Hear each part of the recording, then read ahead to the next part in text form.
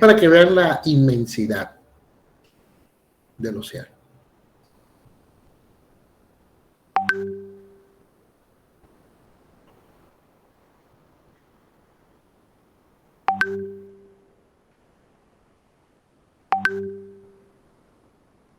Por un lado, en la parte continental, tiene información sobre el índice de vegetación. Obviamente está normalizado. Índice de vegetación. No me voy a referir tanto a eso, porque no es el objeto de estudio. Pero sí es para que vean la inmensidad del océano. Y decirles que el océano es un gran desierto. Así como lo es el Sahara, o la península arábica, toda esta zona de la parte continental. Esta buena parte del continente norteamericano es desértico. Entonces, fíjense cómo nosotros somos unos privilegiados, ¿no? Obsérvense una línea roja pequeñita aquí, que es la desembocadura del río Amazonas. Hay otra línea rojita pequeñita por aquí, que es la desembocadura del río Orinoco. Y esto para decirles que estos lugares son las zonas más productivas del mundo, desde el punto de vista biológico. Pero miren que esto es una franja. O sea, no es todo esto, es solo esta franja. Es solo esta franja. Es solo esta franja. Son franjas del océano que juntas sustentan más del 40% de la productividad biológica. Y representa un área inferior al 10% del océano. Y todo esto es un gran desierto. Todo esto. Sí, nada de esto sustenta grandes pesquerías, mucho menos el Mar Caribe. Es un gran desierto. ¿Y esto a qué se debe? Esto se debe a que en esta zona que he señalado aquí se da el fenómeno de surgencia costera. Entonces, a escala planetaria, los lugares de mayor importancia, de escala planetaria, y porque sustentan grandes pesquerías, nosotros tenemos estos lugares. Y esto está estrechamente relacionado con los nutrientes. ¿Por qué? Está estrechamente relacionado con... Porque ahí hay altas concentraciones de nutrientes. Porque en esta zona se da un ascenso de aguas subsuperficial. Y cuando digo agua subsuperficial, me estoy refiriendo a aguas más allá de los 100, 150 grados metros de profundidad. A esa profundidad, el fenómeno de surgencia, que no voy a explicarlo ahora, sino que voy a referir a los nutrientes, te pone en la zona fótica una gran cantidad de nutrientes producto de la mineralización de la materia orgánica que está en el fondo del mar. O sea, el fondo del mar, la zona afótica, tiene una concentración de nutrientes mucho más elevado que la concentración de nutrientes que se encuentran en la zona fótica. ¿Qué pasa? Que esos nutrientes se agotan, ¿verdad?, por acción de los organismos o productores primarios. Que tiene que haber un proceso que me esté reciclando estos nutrientes. ¿Y ese proceso cuál es? Y se da en esas zonas con bastante intensidad por acción del viento, se llama surgencia costera. Entonces allí los elementos nutritivos o los nutrientes son elevados, son altos. Otra gran coincidencia que todavía no hay una explicación científica suficiente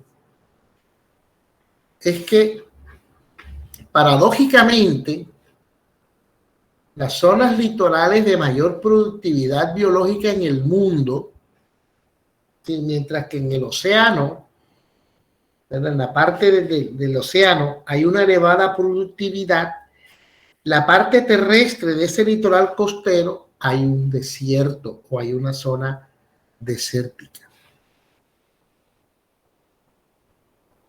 Eso todavía no hay una explicación suficiente. Tema para tesis doctoral. Si miramos aquí, se da surgencia y esta zona es desértica. Aquí se da surgencia y esta zona es desértica. Aquí se da surgencia y esta zona es desértica. Aquí hay surgencia, norte de Chile, Perú, y aquí hay una zona desértica. La zona de California es bastante desértica. En Colombia hay digamos, como un ramito de surgencia costera que ocurre en La Guajira. Por eso La Guajira es la zona de mayor pesquería en el mundo, en Colombia, perdón. Yo no sé por qué en La Guajira no hay un instituto de oceanografía. Debería haberlo, porque este es uno de los fenómenos oceanográficos más interesantes. Y ahí debería haber un instituto de oceanografía. Esta surgencia que está en Colombia, por ejemplo, no es comparable con esta que he señalado aquí. También se da en el nororiente de Venezuela. O sea, es el mismo, digamos, subsistema. Esa surgencia que se da en el nororiente de Venezuela tiene su final en lo que corresponde en el litoral costero del departamento de La Guajira. ¿Alguna pregunta con lo que he dicho? ¿Alguna inquietud?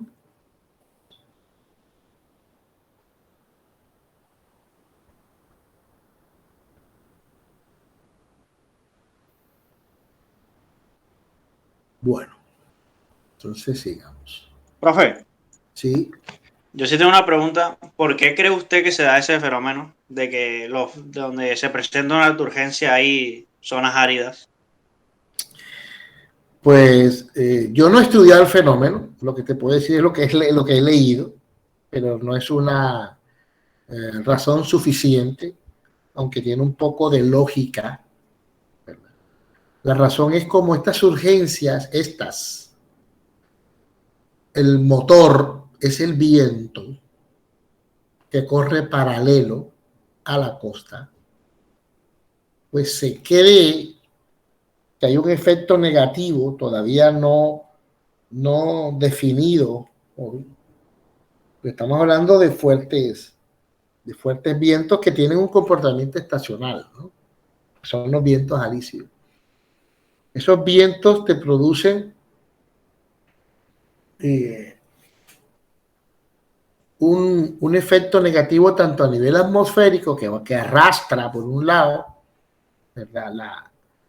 A todo este sistema de nubes que posteriormente se convierten en lluvias, y por otro lado tiene un efecto todavía no determinado, como dije, en el suelo, de tal manera que se produce esa sequedad. Es decir, como de todas maneras no deja de ser un efecto de interacción océano-atmósfera, pues se cree que hay una alteración en el régimen de lluvia bastante fuerte en esa zona por acción del viento. Pero eso es una explicación lógica, pero pues no es que sea la verdad, la causa-efecto de eso. Lo que sí es curioso es que en las zonas de mayor surgencia incluso en las zonas de menor surgencia, son desérticas. La Guajira es desértica. El nororiente venezolano, ahí donde se da esa surgencia, hay una parte que es desértica. Como le dije, ese es un tema de tesis doctoral, joven. No sé, cuando yo hice mi maestría no estaba resuelto. Hice el doctorado tampoco. Es un tema bastante complejo que sería muy interesante estudiar. Que bueno, ahí se ve en el mapa. Y aquí también podemos advertir, jóvenes, miren cómo, miren aquí, quiero que sienten su atención aquí. Esta es España. España hoy es una prolongación del Sahara. O sea, todo esto, y usted va a España y esta zona, lo que es Andalucía, lo que es Murcia, es bastante desértico. Pero bastante. Nosotros no tenemos de momento ese problema. Colombia es verde. Centroamérica también. Pero no así el norte de México y esta parte de Estados Unidos. ¿Ves? Ni esta parte de aquí, norte de Chile y Perú. Entonces eso es lo que se cree, ¿no? Una de las teorías que se han esbozado es eso, por la acción del viento, que mientras que el viento produce un ascenso de las aguas subsuperficiales ricas en nutrientes, en el agua, en la parte terrestre, lo que produce es una alteración en el régimen de lluvia y un efecto negativo en el suelo, pero que todavía no está definido. Eso es lo que se cree, joven. ¿Otra pregunta? ¿Otra inquietud?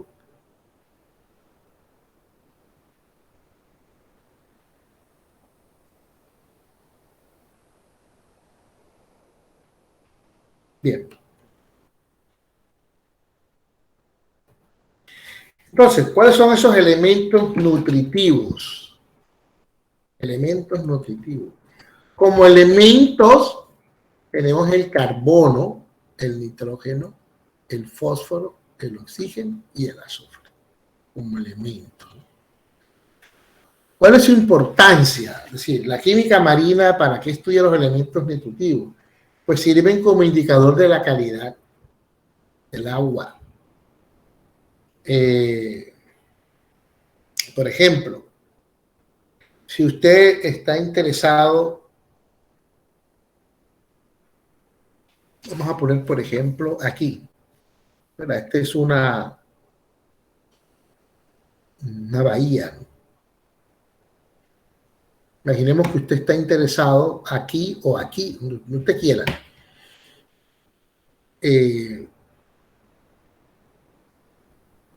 Implementar actividad de maricultura. Usted está interesado en implementar actividad de maricultura con cultivos. Usted pretende no impactar tanto el ecosistema con cultivos con alimentación no asistida. ¿Me entendieron eso? Cultivos con alimentación, cultivos de organismos marinos con alimentación no asistida. ¿Sí entendieron eso? No, profe, ¿podría explicarlo? ¿Qué quiere que te explique? O sea, Nicole, creo que lo que refiere es que básicamente los que están haciendo ese tipo de cultivo no le van a dar alimentos, sino que el mismo océano se los provee. Es correcto. Es correcto. Eso es lo que dije con otras palabras. Muy corta. ¿Vale? Alimentación. Cultivos de organismos marinos con alimentación no asistida. Hay muchos organismos.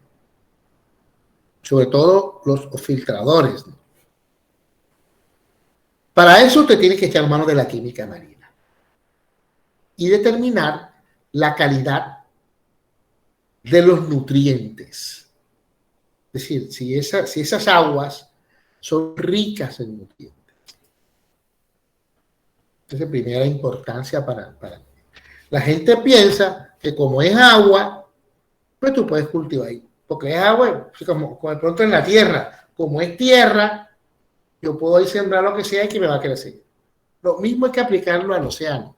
De hecho, yo tuve un profesor de oceanografía química que no era oceanógrafo, sino que era ingeniero agrónomo. Porque buena parte de los conceptos que se aplican en oceanografía provienen de los avances en la ingeniería agrícola y agronómica, porque el principio es el mismo. O sea, los elementos son los mismos. ¿Ya? Entonces, no en todas las tierras crece todo. Eso mismo hay que aplicarlo aquí. ¿De acuerdo?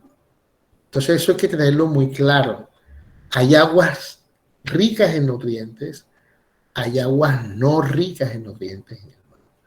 Por lo general, el mar Caribe, que nos regresamos, el mar Caribe, ¿qué es esto? Esta porción que está aquí rodeada por todo este arco de las Antillas Menores, todo esto, las Antillas Mayores, Puerto Rico, Jamaica, República Dominicana, y Haití, Cuba, hasta aquí. Porque ya esto es el Golfo de México. Desde el mar Caribe llega hasta aquí. Mar Caribe es un gran desierto, por ejemplo, desde el punto de vista biológico, que tiene unos oasis. ¿Cuáles son los oasis?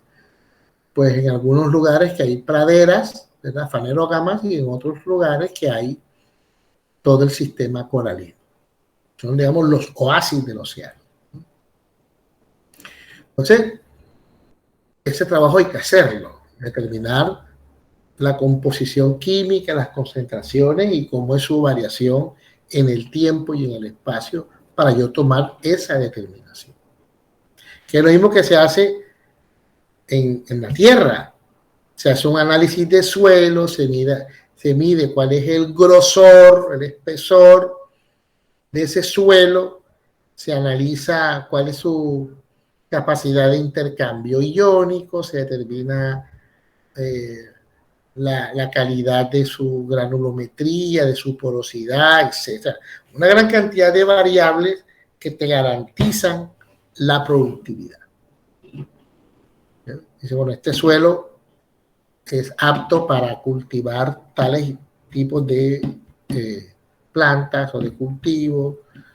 Bueno, acá sí hay que utilizar alimentación asistida, pero el mar nos ofrece en algunas zonas la oportunidad de eso.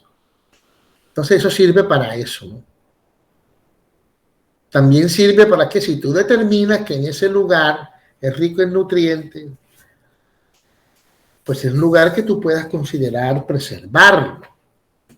Ahí tú no vas a permitir que te llegue un emisario submarino con aguas residuales para que te altere todo ese ecosistema. ¿Cierto? Y si se da fenómeno de surgencia en donde el agua del fondo en ciertas épocas del año está en la superficie, tú ahí no le vas a meter un emisario o tubos de aguas residuales domésticas o industriales porque vas a revolver, entre comillas, y a deteriorar el ecosistema, ¿no? Sirve para determinar si estos nutrientes tienen un origen autóctono o alóctono. Puedes determinar la biodisponibilidad de esos nutrientes para los organismos. Lo que decía ahorita, en función de su concentración, puedes determinar el impacto debido a la actividad antrópica y a su vez también definir cómo está influyendo el cambio climático en esos elementos. ¿Por qué? Porque esto está estrechamente relacionado con el ciclo biogeoquímico de cada uno de ellos. Es decir, las rutas por donde circula los distintos especies químicas de estos elementos en cada uno de los compartimientos de nuestro planeta, ya sea en la atmósfera, en el agua, en la tierra y en los organismos. Es probable que el cambio climático, conjuntamente con la actividad antrópica, esté alterando esos ciclos. Por ejemplo, esta actividad que ustedes ven aquí, que está representada con unas grandes chimeneas, esta altera el ciclo bioquímico del carbono, del nitrógeno, del fósforo, de todo, del azufre. ¿Cómo? Aumentando la concentración de gases efecto invernadero, ya te va a alterar el ciclo del carbono, con todas las consecuencias que eso tiene. La elevada concentración de óxidos de nitrógeno te va a alterar el ciclo del nitrógeno, por ejemplo. Lo mismo con el dióxido de azufre de la actividad industrial, te va a alterar el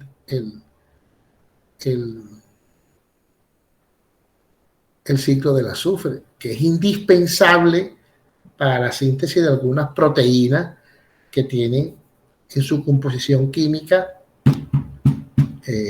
aminoácidos, pues, más que proteínas, aminoácidos como la cisteína, por ejemplo, que tienen sus enlaces grupos sulfidrilos. Entonces, todo esto está estrechamente relacionado.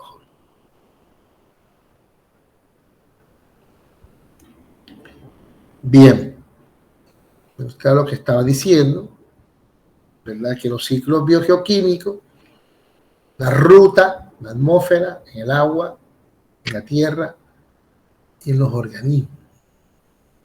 Entonces, aquí interviene el componente biológico, es muy importante porque vamos a encontrar organismos que producen, organismos que solo consumen y organismos que degradan. Y digamos, este juego, por decirlo así, o esta posición es importante y no se debe alterar. Debe haber un equilibrio entre los organismos productores, como los consumidores, como los degradadores. No es deseable que se altere esta relación, porque en cada uno de ellos hace tránsito estos elementos. Entonces, hay unos elementos que son limitantes para la vida. Fíjense. Esos elementos son esos 4 que están allí: el fósforo, el nitrógeno y el silicio. Y en algunos casos, el hierro. El fósforo como fosfatos, el nitrógeno como nitratos y el silicio como ortosilicato, y el elemento hierro como óxido de hierro, sobre todo óxido de hierro 2, o sea, hierro ferroso. Puede ser un factor limitante para la vida. ¿Qué significa eso? Que si en algún ecosistema marino el fósforo se encuentra en las concentraciones más bajas, ojo, que aquellas necesarias para que los organismos productores realicen su fotosíntesis, pues este proceso se va a detener. Habrá otros lugares donde quien limita ese proceso no es el fósforo, sino que es el nitrógeno. Y no necesariamente tiene que ser el que se encuentre en menor concentración, no. Aquí el concepto de factor limitante o elemento biolimitante es el elemento que se encuentra en la concentración más baja necesaria requerida para la actividad fotosintética. Por ejemplo, pongo un ejemplo. Vamos a ponerlo con números. Si el nitrógeno su forma de nitrato se encuentra